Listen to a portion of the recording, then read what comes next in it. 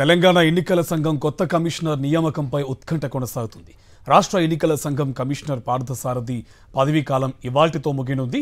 ఇందుకు సంబంధించిన ఫైల్ను ఇప్పటికే సీఈఓకు పంపింది పంచాయతీరాజ్ శాఖ. కమిషనర్గా పార్థసారథిని కొనసాగించాలా లేదా కొత్త కమిషనర్ను నియమించాలా అనే దానిపై మరో 2-3 రోజుల్లో నిర్ణయం తీసుకోనుంది ప్రభుత్వం. ఎందుకంటే చట్ట ప్రకారం మరో ఏడాది పార్థసారథి పదవీకాలం పొడిగించడానికి అవకాశం ఉంది. రాష్ట్ర ఎన్నికల సంఘం కొత్త కమిషనర్ నియామకంపై ప్రభుత్వం కసరత్తు చేస్తుంది. రిటైర్డ్ లేదా ప్రెజెంట్ ఐఏఎస్ను నియమించాలనే అంశంపై చర్చ జరుగుతుంది. స్థానిక సంస్థల ఎన్నికల నిర్వహణ కోసం ఇప్పటికే కసరత్తు మొదలైన నేపథ్యంలో వీలైనంత త్వరగా రాష్ట్ర ఎన్నికల సంఘం కొత్త కమిషనర్ నియామకం అంశాన్ని తేల్చేసే ప్రయత్నాల్లో ఉంది ప్రభుత్వం. ఇదే అంశానికి సంబంధించి మరింత సమాచారం మా కరెస్పాండెంట్ శేఖర్ మనకి ఫోన్ లైన్ లో డీటెయిల్స్ అందిస్తారు. శేఖర్, డీటెయిల్స్ ఏంటి?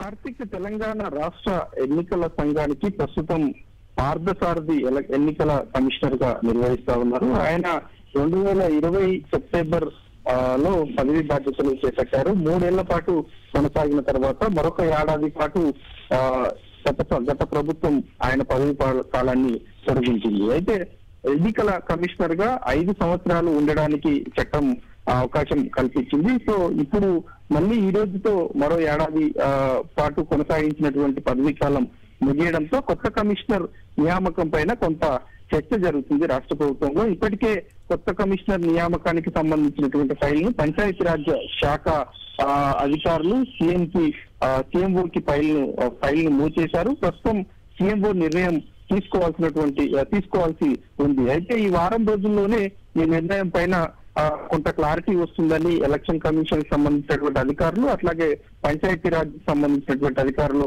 చెప్తా ఉన్నారు. ఇప్పటికే ఎన్నికలకు సంబంధించినటువంటి ప్రక్రియ, ముఖ్యంగా లోకల్ బాడీకి సంబంధించినటువంటి ఈ ప్రక్రియ మొదలైంది. మరొక ఏడాది పాటు పార్థసారథిని కొనసాగించేటువంటి అవకాశం ఉన్నటువంటి నేపథ్యంలో ఆయననే కొనసాగిస్తారా లేదంటే కొత్త అధికారిని నియమిస్తారా అన్నది మాత్రం ఇంకా సస్పెన్స్ వీడలేదు.